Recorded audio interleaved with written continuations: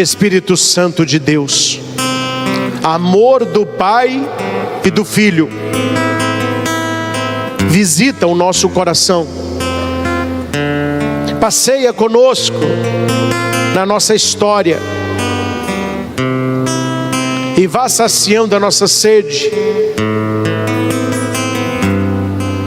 vá nos libertando do que precisa ser deixado para trás, e que possamos nos lançar para aquilo que está à frente. Tira-nos da nossa zona de conforto, leva-nos para águas mais profundas.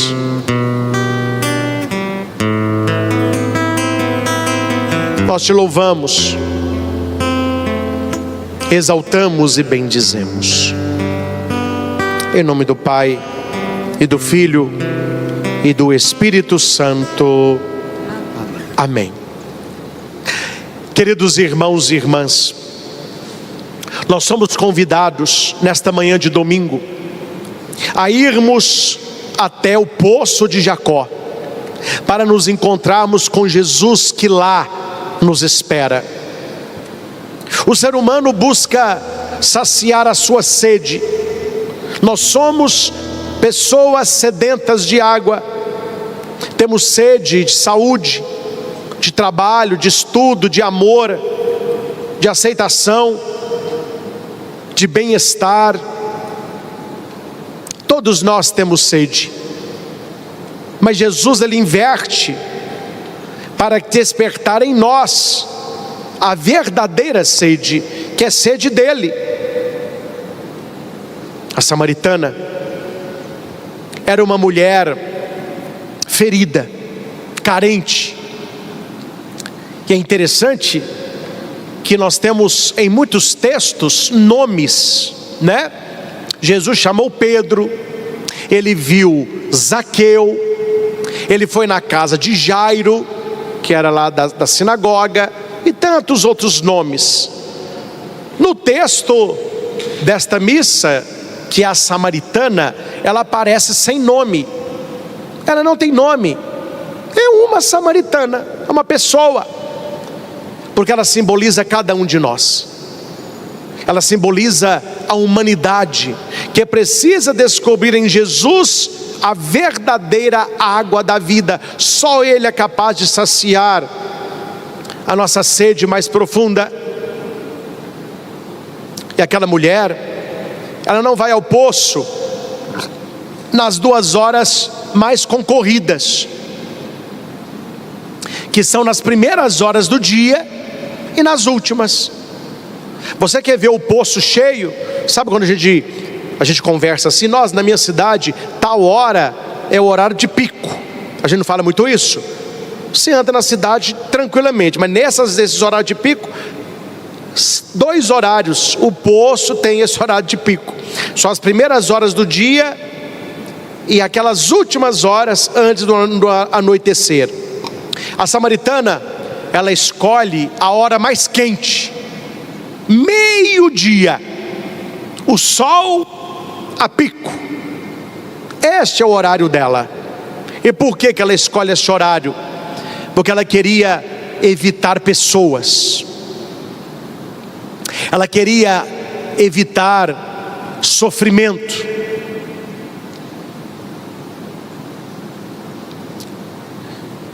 O ser humano, nós precisamos, meus irmãos, sair da superficialidade e olhar as coisas um pouco mais profundas.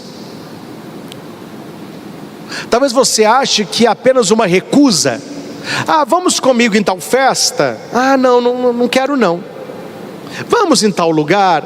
Eu não quero não. Por que muitas pessoas fogem de alguns lugares? Porque elas não querem sofrer por aquilo que já aconteceu, pelo medo que aconteça. E certamente, se você tem no coração situações mal resolvidas com alguém, rancor, raiva, decepção, Se você sabe que a pessoa está em tal lugar, você haverá de evitá-lo. Eu estou acompanhando uma família onde os irmãos tomaram ódio um do outro por um fato lá na juventude. Já são homens, os dois casados. Aqui eu posso dizer o que é, que não tem nada de grave, é que eles têm diferença de 1 ano e meio, e o mais velho roubou a namorada do mais novo, e a namorada do mais novo traiu ele com o irmão. Eram adolescentes ainda. Acabou que não deu em nada, essa menina também sumiu. Os dois ficaram inimigos. Ele conheceu outra moça, este conheceu outra moça, os dois se casaram, têm filhos, mas não conversam com o outro desde essa época. Eu estou tentando, e vai acontecer, porque separadamente os dois amam ao outro, falam que está com muita saudade, os priminhos não brincam, as famílias não reúnem. Me contaram que no Natal, um vai à noite, o outro almoça com a mãe dia 25. E teve um ano aí que eles erraram a agenda, um estava com a mãe na noite de Natal, quando o outro chegou e viu o carro do irmão, nem parou, foi embora. Está fugindo. Mas está fugindo do irmão, não é do irmão, é do sofrimento, lembranças mal resolvidas. Vou ter que tocar nessa ferida. A samaritana estava ferida, nós somos pessoas feridas, e nós fugimos de sofrimento. Nós queremos água para matar a sede, sofrimento não. O que aquela mulher pensou? Eu vou no horário que não tem ninguém, 12:00. Só quando ela chega carregando o cântaro, quem está lá? Jesus. Ela não sabe que é Jesus, mas ele está sentado no poço, e ele puxa assunto com ela. O judeu não combina com a samaritana, mas ele quer salvar a alma daquela mulher, quer devolver dignidade àquela vida tão sofrida, e Jesus está ali por causa dela, porque ao 12:00 é o único horário do dia que, se você estiver no fundo do poço, você verá o sol. 12:00, meio do céu. Aqui você não vê, quando ele está se pondo, você não vê também. Aquele poço simboliza o coração daquela mulher, escuro, sofrido, mas que Jesus pode iluminar. E Jesus vai ali por causa dela. Ele fica ali esperando aquela mulher. E quando ela chega, Jesus já puxa assunto, né? Dá-me de beber.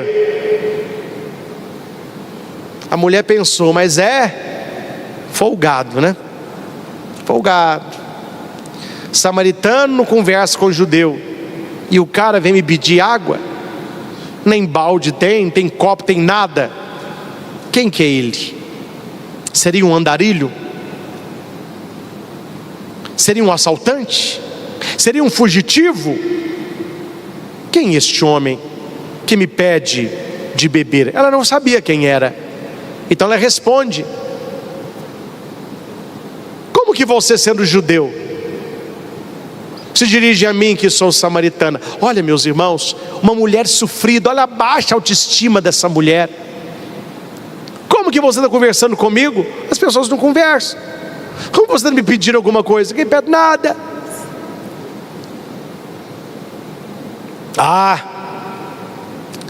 Se você soubesse quem te pede de beber, é você que me pediria, e eu lhe daria água viva. E a mulher sofrida parte para o ataque. Primeiro ela queria fugir dos outros, agora ela quer atacar aquele homem que puxou conversa com ela. Mas por acaso você se acha, hein? Você se acha superior e maior que o nosso pai Jacó, que nos deu este poço para matar a nossa sede e dos animais? E Jesus vai tecendo com ela, e Jesus vai conversando com ela. O evangelho é um diálogo longo, e Jesus fala, e ela fala, e Jesus fala, e ela fala, e ela fala, e Jesus responde, Jesus fala, ela retruca. Jesus está ali para gastar tempo com aquela mulher, e ele vai, claro que Jesus não é? Mas Jesus parece mineiro, né? Ele vai comendo pelas beiradas. Eles falam, mineirinho come pelas beiradas. Jesus vai, pela beiradinha, vai falando de água, ela vai falando de água. Jesus fala da água viva, ela fala de sede. Jesus fala do Espírito, ela fala do cântaro. Até que Jesus fala, vamos aprofundar a conversa agora. Vamos aprofundar a conversa. Ei, mulher do jarro. Pois não.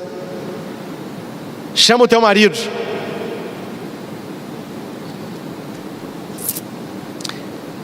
A samaritana era ferida,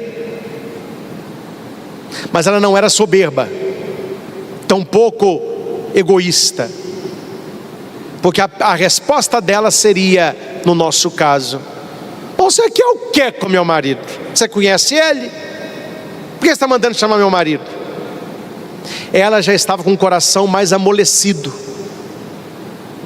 Nós temos que aprender com Jesus como que a gente chega no coração do outro, como que a gente parte para a enculturação, como que a gente leva uma mensagem bonita para o outro.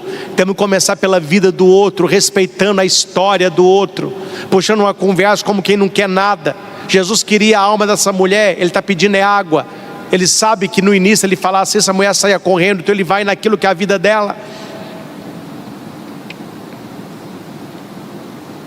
À medida que eu estudo, e graças a Deus eu estudo bastante, eu chego a uma conclusão que pessoas cultas não são necessariamente pessoas sábias. E pessoas que sabem muito de muito, podem não saber nada de Deus. Claro que eu não vou dizer o nome aqui, porque tem a galera que gosta, né? Tem a galera que gosta da TL, então eu não posso falar nome aqui. Mas o fato posso, porque eu tenho em vídeo, e muitos já viram esse vídeo. Qualquer coisa eu mostro o vídeo. Um estudioso, até foi bem badalado nas décadas de 80, 90, ele dando uma entrevista, ele diz que a igreja só vai se renovar quando ela começar a estudar Marx, Nietzsche, e foi citando ali o que a igreja precisa para se renovar. Olha, meu filho, não sei de onde você está falando isso, e quem sou eu para questionar a pessoa que já tem doutorado, PhD, etc. Mas eu posso dizer na minha vida de oração que o que nós precisamos como católicos, cristãos que buscam o reino de Deus, não é trazer para a igreja princípio de marxismo, de Heidegger, de Nietzsche, seja quem for. O que nós precisamos é sentar junto com Jesus ao poço da nossa história.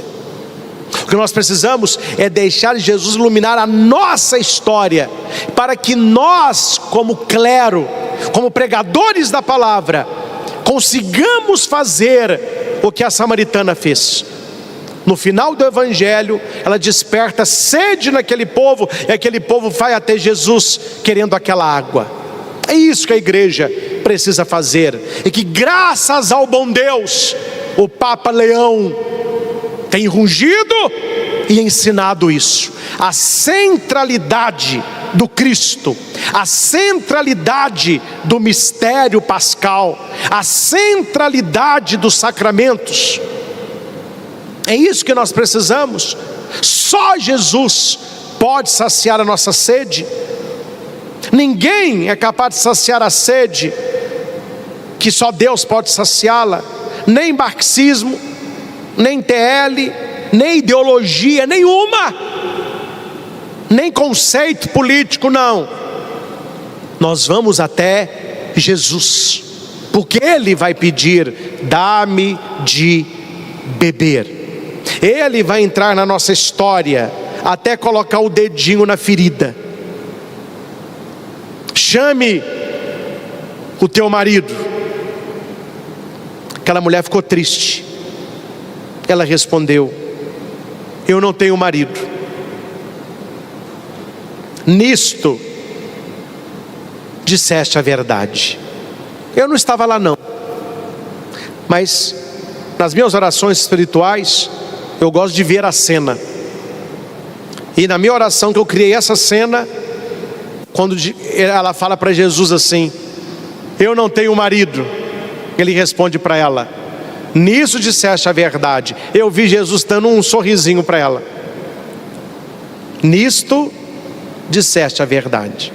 Jesus fica feliz quando você diz para ele a verdade, quando a sua oração é uma oração verdadeira, seja de qual carência for.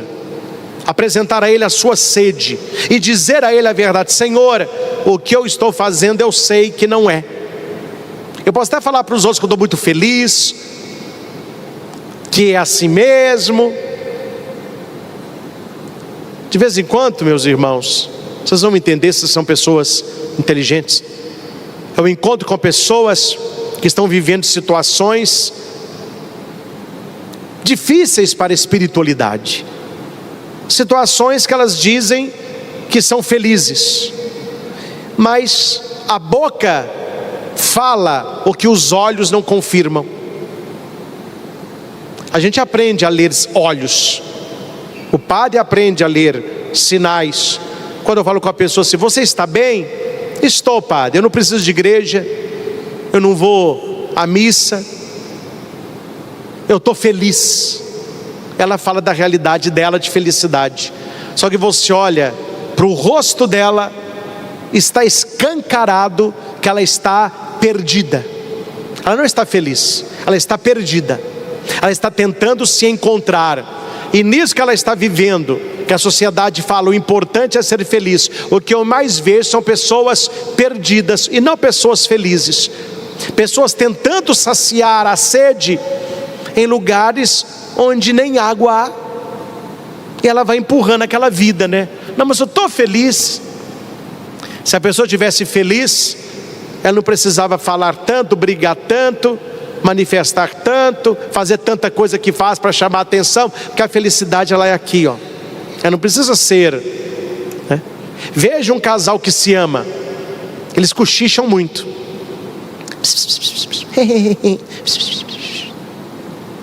É no coração.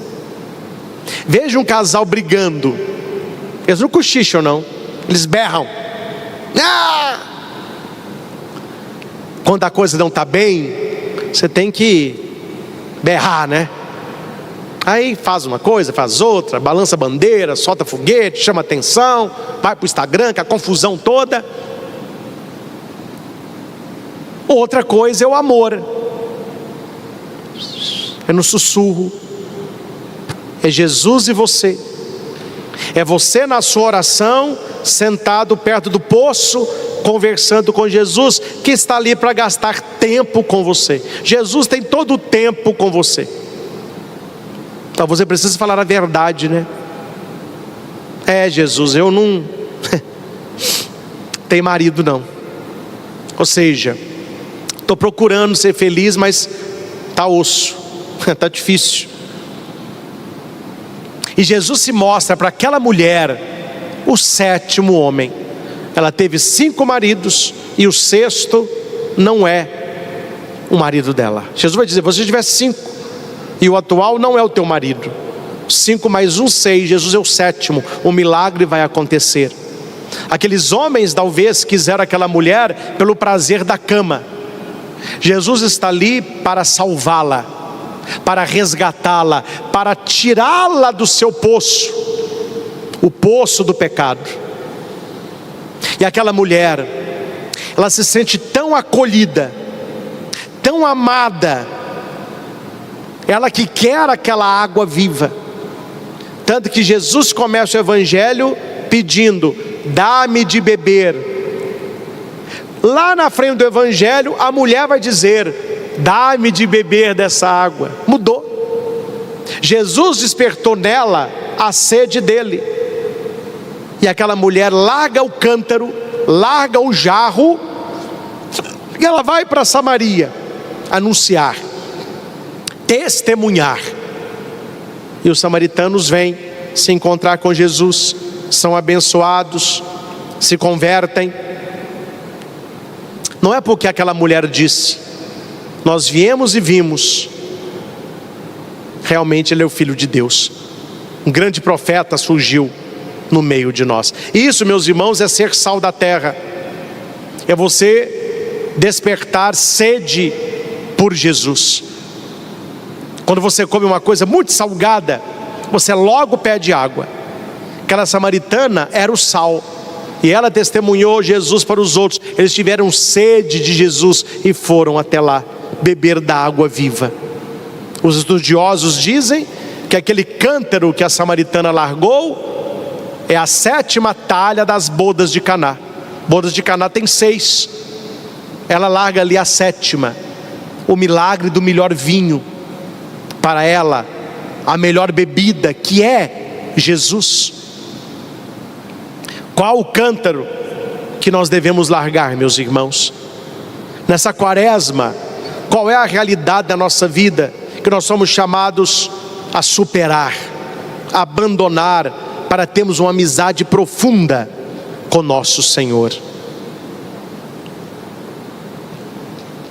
Nesta adoração, nós queremos que Jesus, no Santíssimo Sacramento, sente conosco ao lado do poço da nossa história.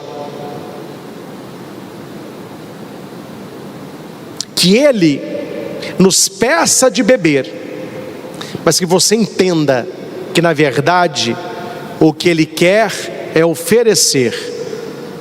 Aquilo que Jesus pede é aquilo que Ele oferece. Lembrem da pesca milagrosa depois da ressurreição. Jesus diz para Pedro: trazei peixe aí. Pedro puxa a rede, 153 peixes. Quando Pedro senta na praia, o texto diz que havia pães e peixes na brasa. Aquilo que Jesus pede é aquilo que Ele oferece. Deixa Jesus entrar no teu coração hoje, talvez como Ele nunca entrou nesses anos todos que você vive o seu cristianismo, o seu catolicismo. Permita que Jesus olhe no fundo do poço da tua vida e ilumine a tua história. O que Jesus nunca fará é condenar você, que é quando você entende, quando você acolhe, quando você se deixa tocar. Os cântaros, eles são deixados. Tenho certeza que aquela mulher também teve a sua sexualidade equilibrada, não passando de mão em mão, não procurando em homens o que ela encontrou somente em Jesus. Não procure nas pessoas o que você encontra só em Jesus Cristo. Não procure em homem, nem em mulher, o que só Jesus é capaz de conceder a você. Deixa Jesus, que o Senhor deseja plantar na terra boa do nosso coração. Estamos neste grande retiro espiritual que é o tempo da quaresma. Jesus, Ele vai para o deserto para vencer o demônio, e nós somos convidados a vencê-lo a cada dia no deserto da nossa vida. Deserto que pode ser um jardim pela nossa obediência, e jardim que pode virar deserto pela nossa desobediência. Neste primeiro domingo da quaresma, nós somos convidados a olhar para Jesus e descobrir nele a nossa identidade. Sabe um dos motivos que levou Jesus a vencer o mal? Ele sabia quem ele era. Ele tinha certeza da sua identidade. Nós vivemos uma sociedade que vive uma crise de identidade. As pessoas não sabem quem elas são. Hoje a pessoa é uma coisa, amanhã ela é outra coisa. Difícil. E o diabo vai tentar Jesus na identidade dele. Se és filho de Deus. Mas Jesus não duvida da identidade. Jesus não treme, Jesus tem certeza quem Ele é. Quem sabe quem é forte. Quem já conhece a própria história, não se ilude por historietas do mal. 3 vezes o diabo diz: se és filho de Deus. Só que Jesus traz no ouvido e no coração, não o que o diabo diz, mas o que o pai dele lhe disse: tu és o meu filho amado. Foi no batismo isso. Quando você foi batizado, eu tenho uma grande alegria celebrar os batismos aqui no Frei Galvão. E quando a mamãe e o papai vêm, a madrinha, eu te batizo em nome do Pai, do Filho e do Espírito Santo. Cada criança está recebendo a identidade de filho de Deus, filha amada de Deus. E quem vive a sua identidade cristã não cai nas lábias do mal. Tanto que Jesus rechaça o diabo nas 3 tentações. Não só de pão vive o homem. Não tentarei o Senhor Deus, ajoelharei somente na presença do meu Pai. Ele não come, ele não salta, ele não ajoelha. Meus irmãos, aqui é uma coisa simples, mas para quem reza, vencer a tentação é apenas uma questão de não, é uma negativa. O diabo te propõe, você diz não. O diabo te induz, você diz não. O diabo te leva para o alto, você não pula. Ele pede para ajoelhar, você não ajoelha. Ele pede os prazeres da carne, que é o pão em pedra, né? Pedra em pão, você também diz não. Cuidado, meus irmãos, porque Jesus, Ele poderia ter transformado pedra em pão, mas tem muita gente transformando pão em pedra. A pessoa vai à missa, recebe o pão da vida, a hóstia consagrada, mas ela tem um coração de pedra. Ela está fazendo o contrário. Há momentos que Deus nos pede para subir a montanha da espiritualidade, para estar no alto, não para pular, mas para adorar a Deus. Há pessoas que preferem ficar na planície. Quanto mais baixo, melhor. Outras pessoas vivem para os bens materiais. Não tem tempo para a família, para passeio, para a saúde. O negócio é conquistar. O diabo tentou Jesus aí, olha aí, os reinos da terra, riqueza, te dou tudo isso aí. Não me ajoelho perante um diabo, não me ajoelho perante as riquezas, não sou idólatra, adoro somente a Deus. Essas são as 3 tentações que Jesus sofreu. Porém, meus irmãos, nesta minha fala, antes da nossa adoração, eu quero levar a você uma reflexão a respeito de Jesus e Adão.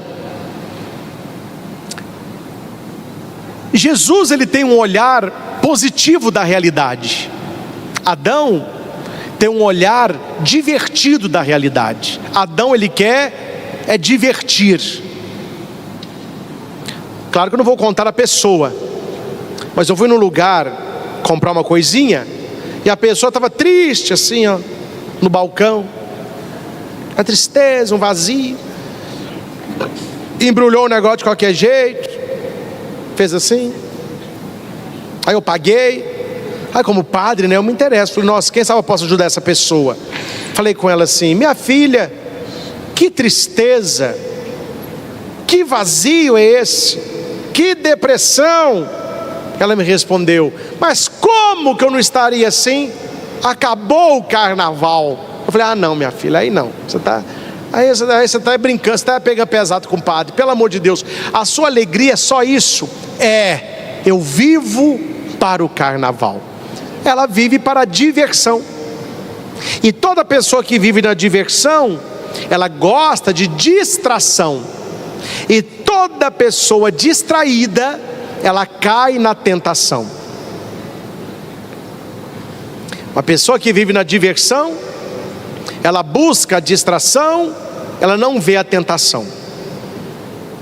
Se você está atento ao jogo, você sabe como que o diabo joga. As pessoas perguntam por que eu fui fazer o curso de exorcista.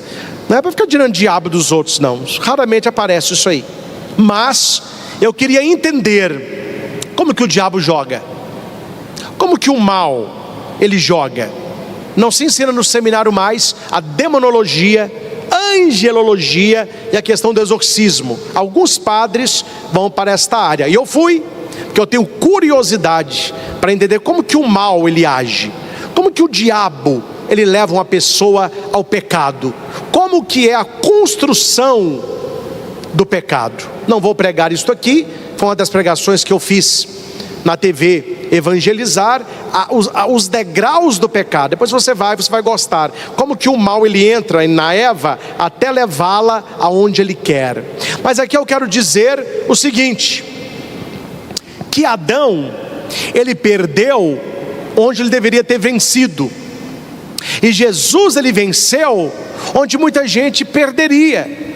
Adão ele perde no jardim, Jesus vence no deserto. Não é o lugar, é a decisão. Não é o lugar que você está, é o coração com que você está.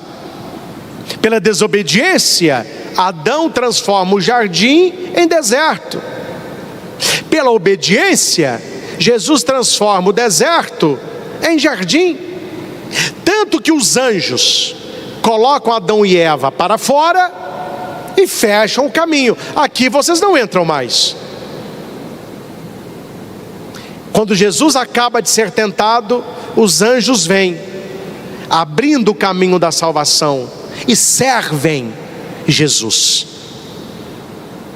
Os anjos acolhem aquele que lutou durante 40 dias e 40 noites.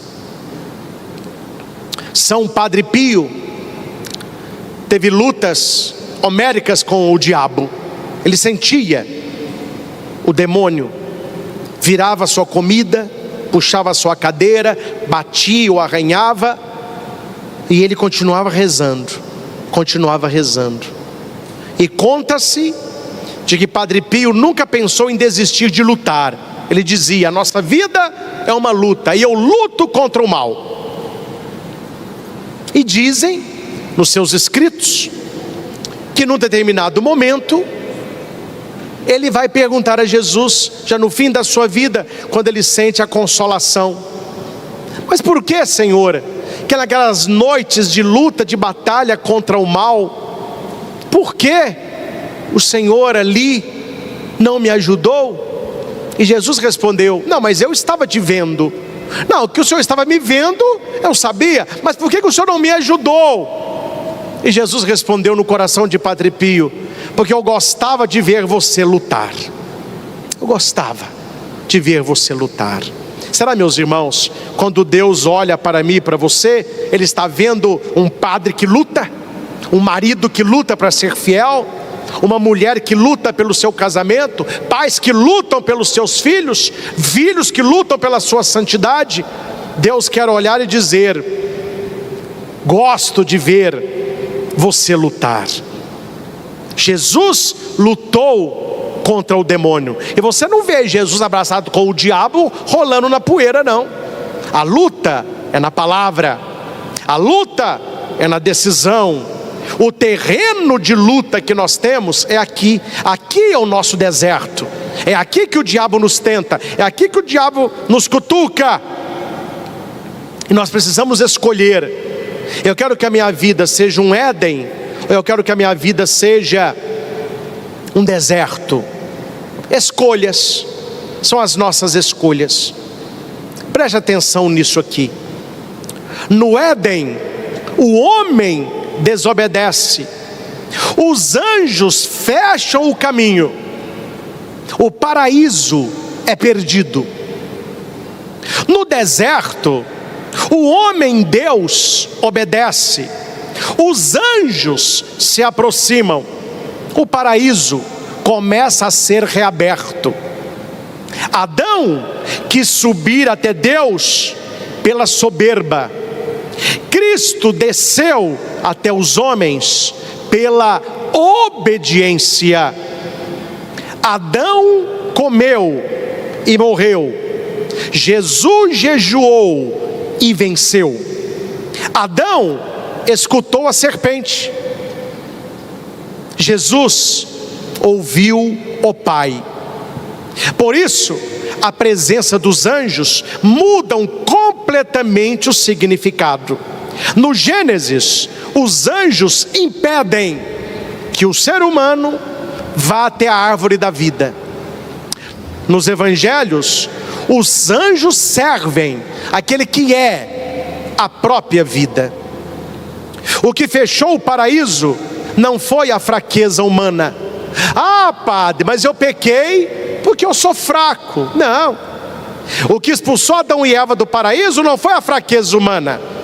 Ah, padre, mas eu falei isso porque eu sou fraco. Aí eu fiz isso. Não. O que expulsou Adão e Eva do paraíso não foi a fraqueza humana, foi a desobediência. E o que abriu o paraíso não foi a força humana, mas a obediência de Cristo. A desobediência fecha portas, a obediência as abre.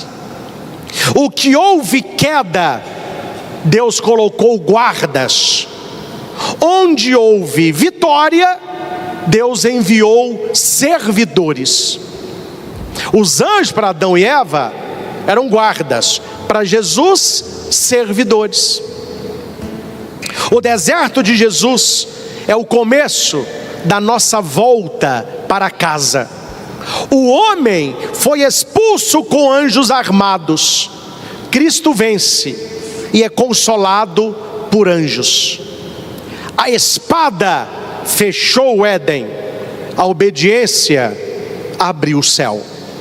E por isso, cada vez que resistimos às tentações com Cristo, nós damos um passo de volta ao paraíso perdido. Nós perdemos o paraíso com o nosso pecado, mas a cada não que você dá ao mal, você volta ao paraíso perdido. Isso, meus irmãos, se chama quaresma. São 40 dias onde nós estaremos no deserto, transformando-o em jardim. Não vou falar disso agora, mas vou dar só uma luzinha do que eu estarei pregando na sexta-feira da Paixão às 15 horas. Eu voltarei a este texto onde Adão transforma o jardim em deserto, e Jesus no alto da cruz haverá de transformar o deserto em jardim. Jesus foi crucificado no alto de um monte chamado Calvário, Gólgota, é o monte da caveira. Quem já foi na Terra Santa, e você vê o Gólgota, por trás tem 2 buracos em cima, um menorzinho e um embaixo, parece uma cabeça de caveira grande. Lá no alto Jesus foi crucificado. É um monte seco, ali simboliza o deserto. Mas quando Maria Madalena, no domingo pascal, ela vai procurar o Senhor, ela não vai até o Gólgota, ela vai até um jardim onde Jesus tinha sido sepultado. É lá que Jesus vai aparecer para Maria e vai dizer: não me toque, vá aos meus discípulos e diga a eles que permaneçam, porque eu estarei à sua frente. Jesus, com a sua morte, transforma o deserto da humanidade em jardim pascal. Você tem vivido um deserto existencial ou um jardim pascal? Independente da época do ano, a igreja quer nos levar neste tempo quaresmal para o nosso deserto, para aquilo que não vai bem, para aquilo que não está bem, para aquilo que não te faz feliz, para aquilo que te escraviza. Eu certamente estou falando para as pessoas aqui, não para condenar você, eu quero ajudar você. Há pessoas que estão me escutando agora que são escravas do sexo, escravas de pornografia, de masturbação, escravas de prostituição. Você está escravo do álcool, escravo das drogas, escravo do adultério, escravo naquilo que você tem pego, que não te pertence, escravo no dinheiro. Vamos para o deserto, vamos vencer no deserto. Lute, e por mais que te custe, no final da caminhada, os anjos vão te servir. Os anjos vão te exaltar, porque Deus te viu lutar. Deserto não é lugar de morar. Ninguém vai morar no deserto. Deserto é lugar de travessia. Jesus, ele entra e ele sai. O homem Jesus se deixa tentar e ele consegue vencer. Qual foi o segredo de Jesus no deserto?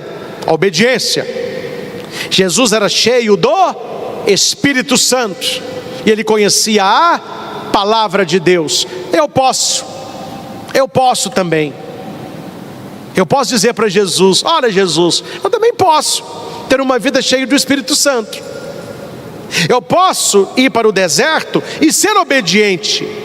E eu posso conhecer a sua palavra. Se Jesus assim venceu, nós podemos vencer com ele. Por último, meus irmãos, quero falar sobre as tentações. Atenção. Catecismo da Igreja 395. O poder de Satanás não é infinito, embora a sua ação cause graves danos, e ela é permitida pela providência divina. De todo mal, Deus tira um bem maior. Das nossas tentações, Deus tira um bem maior.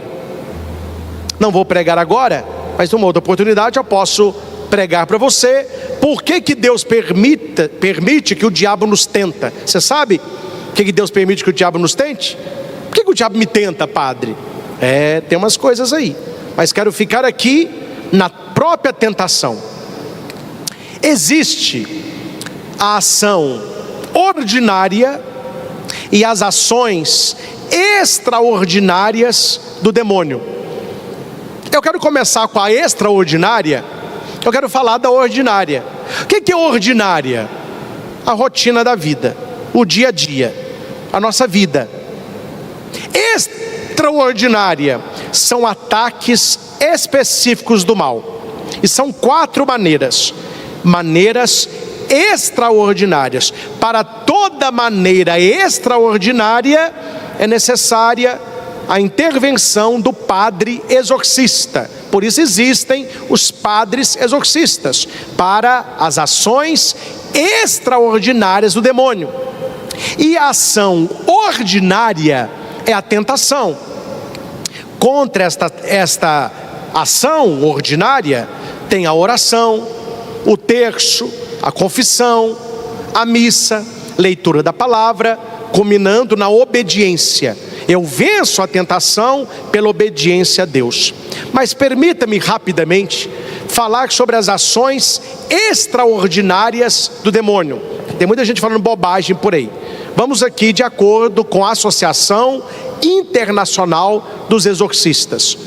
São 4 as ações. A primeira ação extraordinária acontece na mente, na cabeça. É chamada de obsessão ou opressão espiritual. É o ataque na cabeça, é um ataque persistente.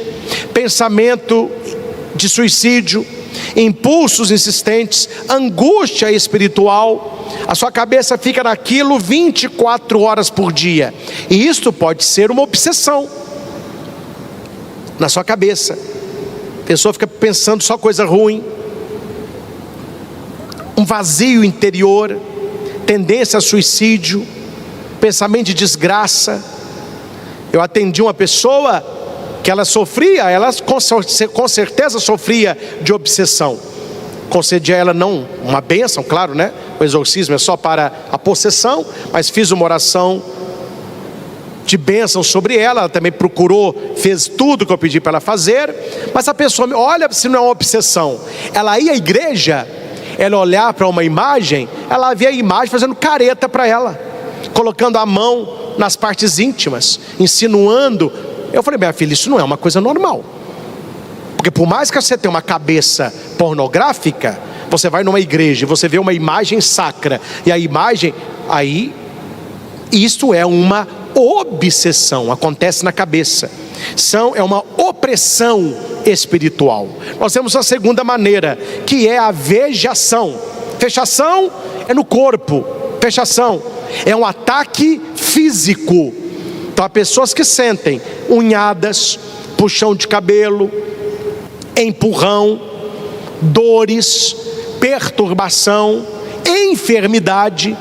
Faz tudo quanto é exame, não tem nada, mas a pessoa sente a dor, ela tem o sangramento, né? Não atinge a alma, mas é um tormento no corpo. É um tormento no corpo, chama vejação. A pessoa também merece e precisa de uma bênção específica. O terceiro é no lugar, é chamado infestação.